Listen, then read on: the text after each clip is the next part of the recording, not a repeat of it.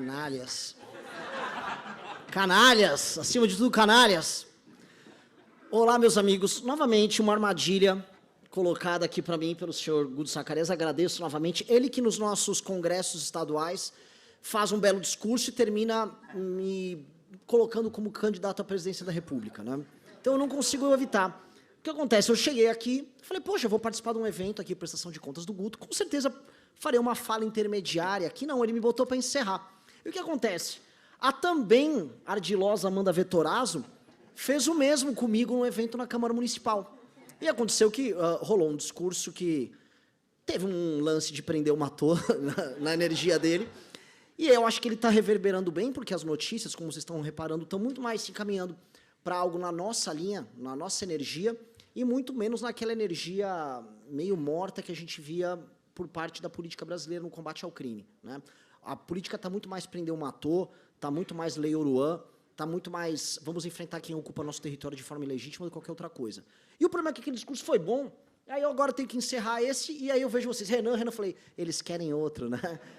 E eu não, como é que eu vou entregar outro? É assim, não é todo dia que sai um discurso especial, mas nós vamos tentar. Vou começar o seguinte, né? Como todos fizeram aqui, vou cumprimentar todos os presentes, e o Guto já gastou a ótima carta do Renato também, que é na presença da dona Célia Zacarias. Mas calma, dona Célia, você é maravilhosa, mas não será com você, porque já foi usado 2 vezes.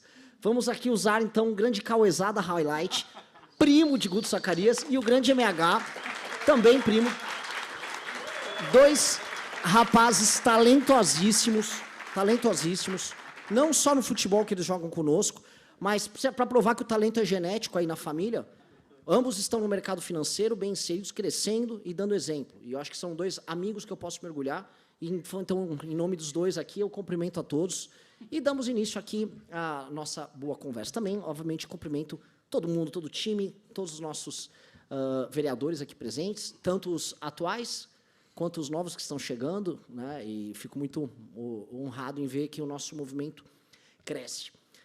Antes de falar em termos mais gerais, vamos só falar um pouquinho do nosso Gutinho, né? Porque eu estou num evento de prestação de contas e é incrível ver os resultados que o Guto vem oferecendo aqui para São Paulo e para nós como grupo.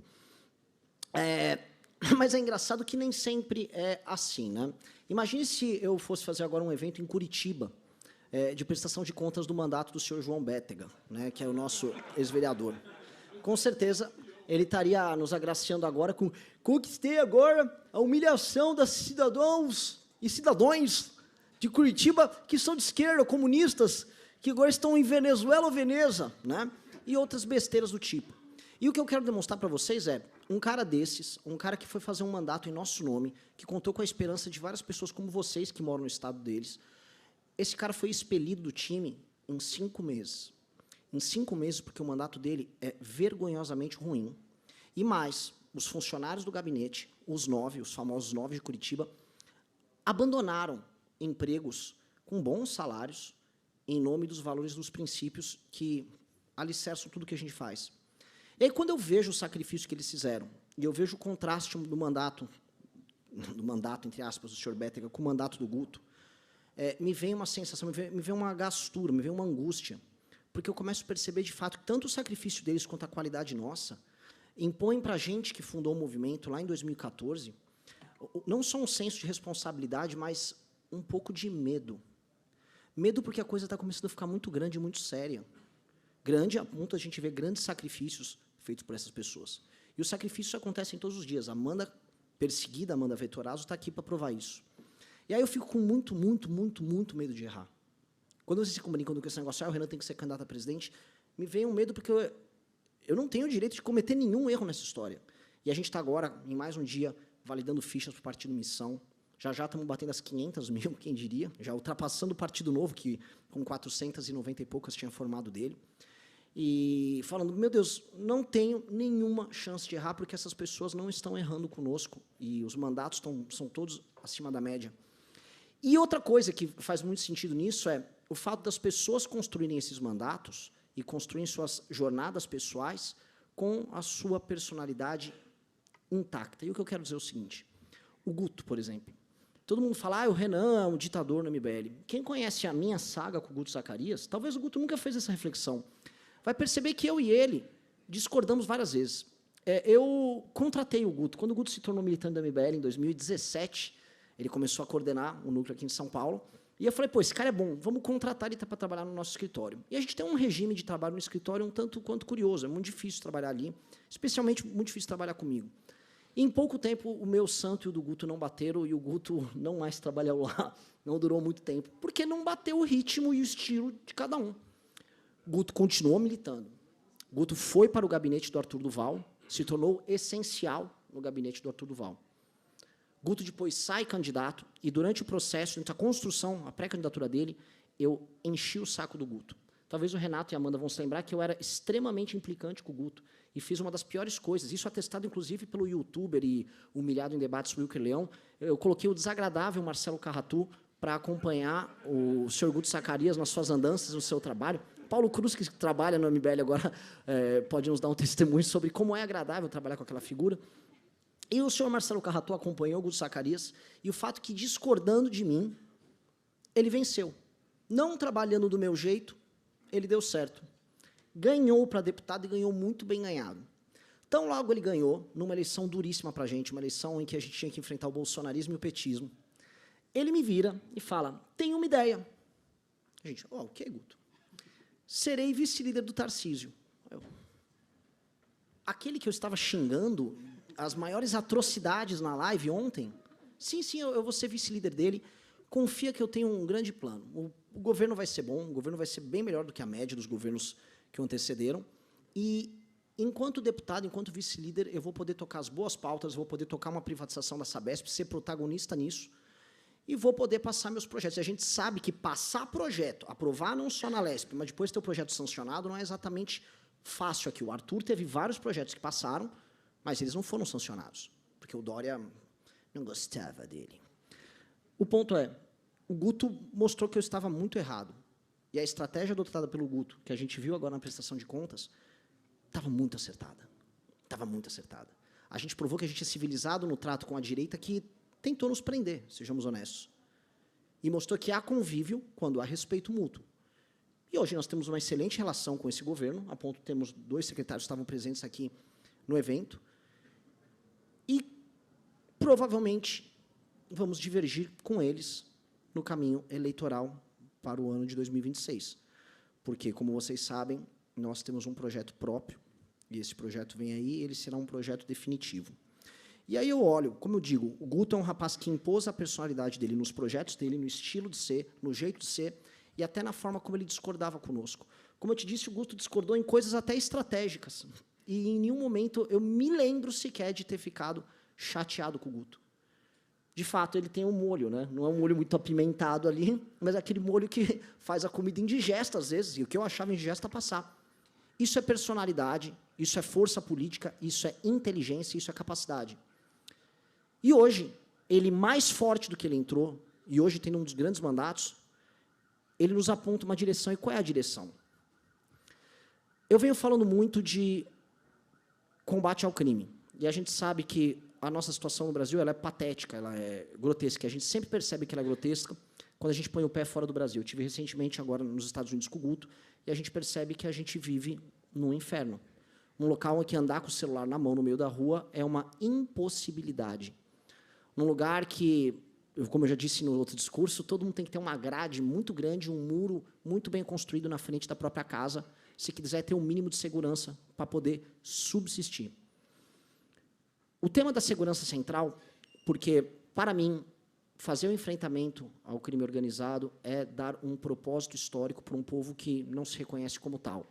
A gente tem um Estado, a gente tem um monte de gente que paga a conta, mas as pessoas não se reconhecem como parte de algo, nem como alguém que ruma para algo maior. Para mim, e está ficando cada vez mais claro, até porque agora os políticos do Centrão resolveram copiar, e os políticos do Centrão, quando começam a copiar seu discurso, isso significa que seu discurso já cruzou a arrebentação. Eu vi o Helder Barbalho falando em prender o Matou e em declarar uma guerra ao crime organizado no Rio de Janeiro, ele que é governador do Pará. Eu fico, primeiro, curioso, porque ele não faz isso no Pará, primeiro, com um dos piores números em termos de segurança pública do Brasil, e 2, porque ele não combate a grande facção criminosa que controla o Pará, que é a família Barbalho. Né? Seria, basicamente, uma grande revolução que ele faria no estado dele ao enfrentar a si próprio e ao pai dele. Mas não, ele não vai fazer isso. Ele vai apenas copiar nosso discurso num evento com outros governadores. O que nós temos, portanto, já que reverberou, e já que eles vão fingir, o que nós vamos fazer? A ideia de uma guerra, guerra real, guerra declarada pelo presidente da República, que, se Deus quiser, nós vamos eleger em 2026. A guerra que nós vamos declarar e a reocupação dos territórios brasileiros é o primeiro capítulo da criação de um pacto que nós vamos ter entre todas as regiões do Brasil, entre todas as culturas e todos os povos que compõem o Brasil. Mas é uma guerra que não termina na eliminação dos Oruans, poses do rodo, marcolas e coisas do tipo. É uma guerra que continua necessariamente, e aí eu volto a juntar com o Guto aqui, no sonho do Guto da inserção das pessoas pela educação. A gente vive falando, prendeu, matou, mas depois vem o quê? Bandeira, quartel, escola. Vamos colocar a bandeira naqueles lugares, vamos trazer a segurança e nós vamos integrar as pessoas através da educação e libertá-las. Esse papel é o papel da nossa geração, porque nós não temos muito tempo. Eu volto a colocar, é pouco tempo que a gente tem. Em 2028, as contas públicas elas vão para uma tendência de estourarem. O Brasil vai para um default, ou para uma quebra, não vamos ter como pagar as contas públicas. A inteligência artificial e a quarta revolução industrial estão chegando aí, e do ponto de vista econômico, o Brasil está no pior dos cenários. Nós não temos mão de obra qualificada para participar desse jogo. O mundo vai se concentrar na mão de China, Estados Unidos e dos países que têm mão de obra capaz e tecnologia proprietária. Nós não somos nada disso. O mundo vai começar a produzir o agro, essa agricultura altamente tecnológica que nós temos, em lugares que não tinha, como na estepe eurasiana e na África. E vai restar para a gente, talvez, sambar, dar risada, olhar, ou fazer como os nossos jovens talentosos estão fazendo, que é ir embora daqui. O tempo que nós temos para fazer essa revolução, ou seja, a missão da nossa geração, é coisa de 20 a 30 anos. Nós temos 20 a 30 anos, por isso que é uma missão que cabe para todos vocês aqui.